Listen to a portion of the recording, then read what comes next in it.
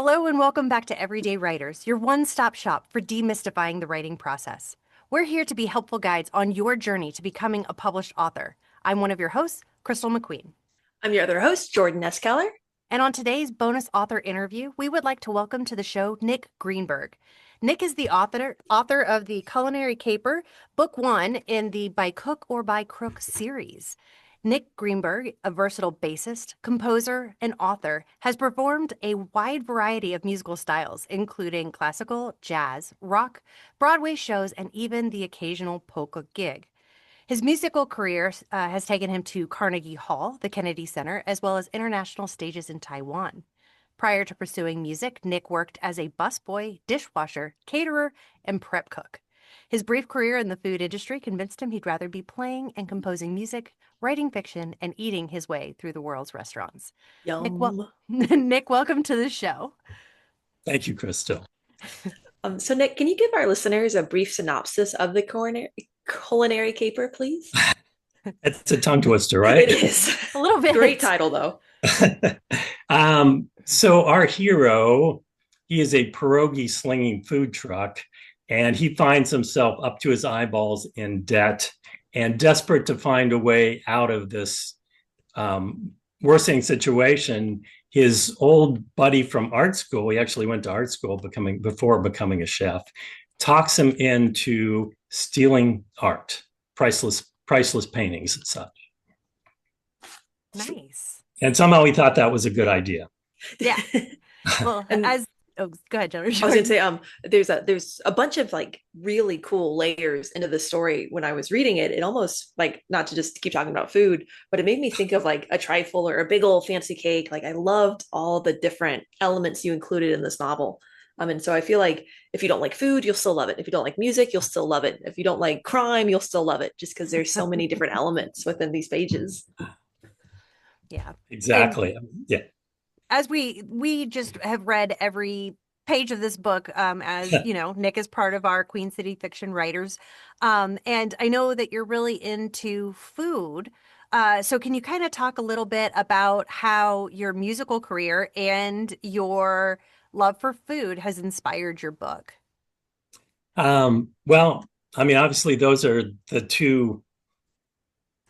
I was going to say main passions of my life, but let's say those are two passions of my life: playing music, listening to music, and cooking and eating. You know, as you mentioned in the introduction, that I'm trying to eat my way through the world's restaurants. I'm not getting very far, but they're both things I care a lot about. And I put a lot of time into both cooking and music.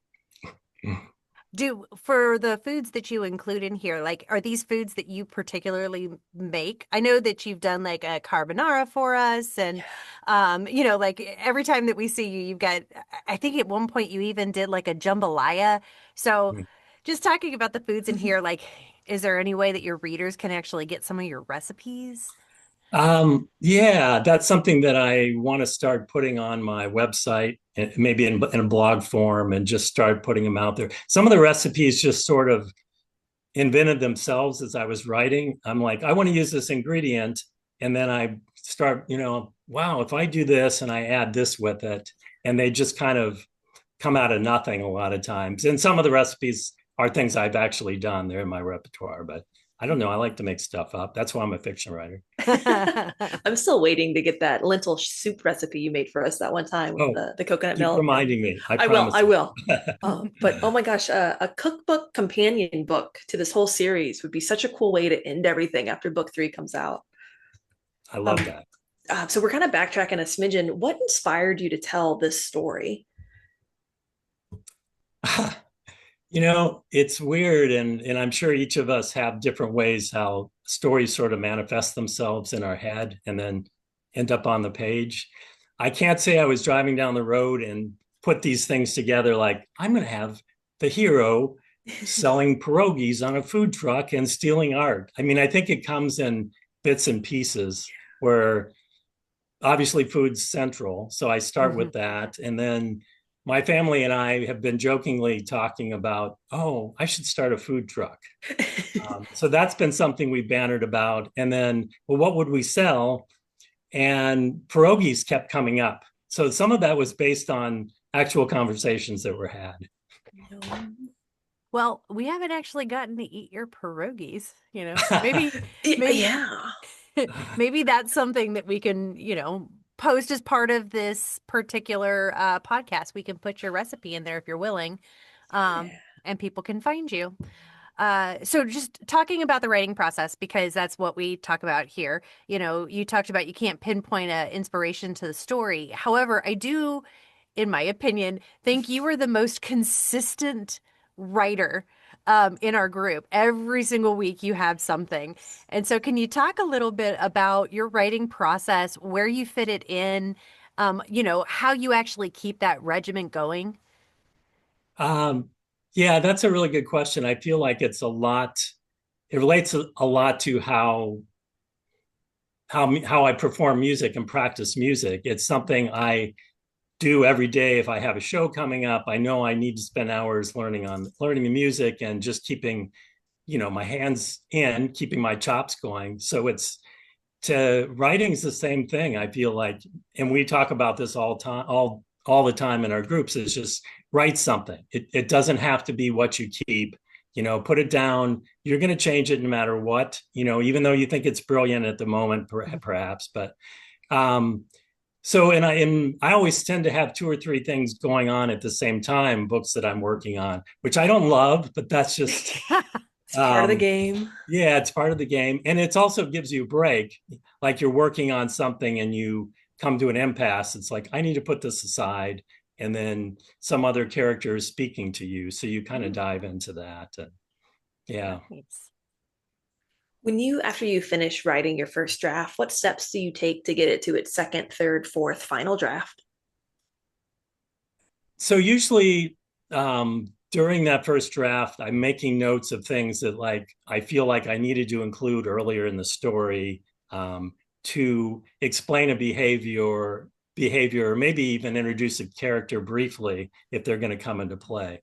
So these are little notes that I take as I'm writing that first draft. And then the tricky part is, well, where can you actually fit them in? Because you need them. You feel like those are elements that are important for the story. And the reader is going to appreciate knowing that versus you just throwing things out suddenly. And the reader's like, what the, Yeah. So then some of that's I'm doing just bit by bit, like, oh, I'm going to put it in here. Some of it's as I'm working on draft 2, it occurs to me, this is where it needs to go. And then I kind of just push forward that way. This is a ridiculous question, but when you take those notes, are you like putting post-its in like a printed out copy, or are you like doing it in a notebook, or are you like full digital? How do you keep track of those notes? That's also a really good question. So it's a little of both. A lot of it is just scraps of paper because if I'm in a room of the house and I realize I need to write this down, What if so you I'll lose it? well, I don't so far. Trust the So process, some of Crystal. those, yeah, I have a bunch of notes scattered around my desk and taped on the wall, and I've started doing more memos, like digital memos, but then I have to have it with me to do that, and so I don't know. It's hard to keep track of, definitely. I'm still trying to figure out the best way, because like I've actually got it in three places where I have it in a notebook. These are the things that I want to do. But then I also have a digital file of all my chapters and like brief descriptions of what they are. And then I have them highlighted like this needs to go into this chapter and this chapter. And then I'm still going, what if I forget something? I know I that's a don't I don't fear. know the best way. We've got one of those magnetic post-it like slips on our fridge for like grocery list. And Oh, the other day I ripped it off to go grocery shopping and like eggs, milk, butter, make sure Claire finds XYZ in the warehouse. Pancake mix, syrup. Like, how did this get in there? yeah. Yeah.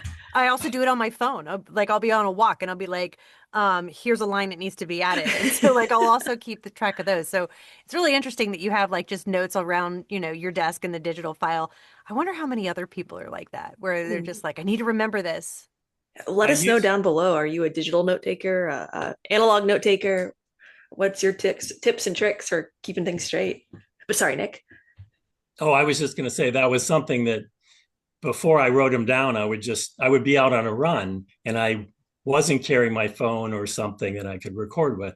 So I would spend the whole run trying to remember these four really, really crucial, things that needed to go in. And Yes. so I would not enjoy the run. And I would come home and my wife would ask me a question. I'd be like, I can't talk to you. I need to write this down. Right. So, Oh, Well, I know that you are going to re-release Buried Treasure, and there's a lot of snippets in the Culinary Caper that are kind of meta universe. And actually, anybody else that's listening, we've got a couple of other writers that take pieces of people's books and yeah. put them into theirs. So, can you talk a little bit about your metaverse? And because I know you have another book that you're working on right now, and I don't think that there's any snippets from this book in there, but there is one from Mark's book, right? I think the two reference each other, don't they? Do they? Um, Or maybe it's a different draft that did. I know you have the so actually it's reporter in it. the what? The reporter.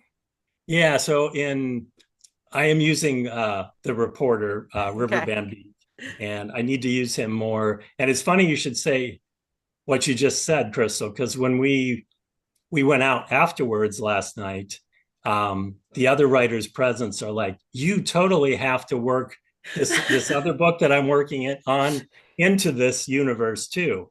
And I'm like, I don't know how to do that, but there is some of that because there's crossover between um, the musical world that takes place in both Hmm. of these books. And so it's fun to take a character from my earlier book, Buried Treasure, and he becomes not a like a central character, but kind of comes in and out a little bit. And Mhm. Isn't there like a piece of it with the guy with the restaurant with the truffles? yes, and he's the Yeah. character who is also a bass player, and he ends up playing in a band with Yeah. um, our hero. Perfect. Yeah. So does that just come naturally to you to create this metaverse across books that are completely disparate, or is it something that you intentionally do because you just enjoy it? I don't do anything intentionally, so I'm gonna it bring us just back to, oh, sorry. no. Oh, I was gonna bring us back to food. Um, you said you're gonna travel like all the restaurants in the world. What is Nick Greenberg's favorite cuisine or type of cuisine, style of cuisine? Well, what are your top three? Top Wow, three. that's top Yeah. three. Yeah, Top three. they don't I have to was be in gonna order, but okay, that was gonna be really hard because I was gonna say that's like picking your favorite child. I only have one, so it's easy. But um, wow, top three. I love Indian food. I could Me too. eat Indian food Me all the too. time. love a good curry. And there's so many different things like styles of cooking, even within that cuisine. Um, I love tacos. I love Mexican food. And there's so many things you can do, so many different ingredients and different takes on it, modern takes, where it doesn't even seem like the original thing, but it's like a taco deconstructed. I just love the possibilities there. Yeah. And then I don't know what the actual name, it's sort of like modern cooking now is sort of a combination of Mediterranean and American Oh, and just fresh local products and So like a uh, fusion kind of thing? yeah, Yeah, yeah, okay. and it really works. Yeah. Yeah. I that's a question that I ask like every person that I meet. Like, what are your top three foods? And what is a food that you would just like put at the bottom? Because for me, it's like a steakhouse. I mean, obviously, because like I don't eat meat, oh, but it's just a steakhouse that it just goes right to the bottom. Like burgers and steak, it's just not me. love a good burger. Oh So We man. had what's your a bottom? Like what's your one that you're like, yeah. do you really want to go there? I'll stay home. Um, it wouldn't really be a cuisine. It's just be a restaurant that I feel like it's just the food is generic. There's nothing there that kind of makes you smile. I want to eat something that makes me smile. Mm. What about you, Jordan? I love anything with a noodle in it. Any pasta, any ramen. Mm. And bottom, unfortunately, is fish. I just haven't really developed a taste for it. I'm starting to like a little more like sea bass and like Oh. tilapia and things, but I never go for fish willingly. It feels like healthy, like I'm just eating this because my body thinks they need it. There's no good flavor. Well, So, do you want to can you talk a little bit about what's going to happen in the next book? So this has just come out. When is like, because if somebody's going to read this and they know it's a series, they're going to want to probably come to the next book. So is that like targeted for middle of next year? Is it like one each year? Is it one every 6 months? How's that sequence going to go? So now I actually have an answer for that. If you had Oh, asked me like 10 days ago, I would have just said, I have no idea. It looks like the second book in the series should come out in February, March, something oh, like that, okay. approximately. Ooh.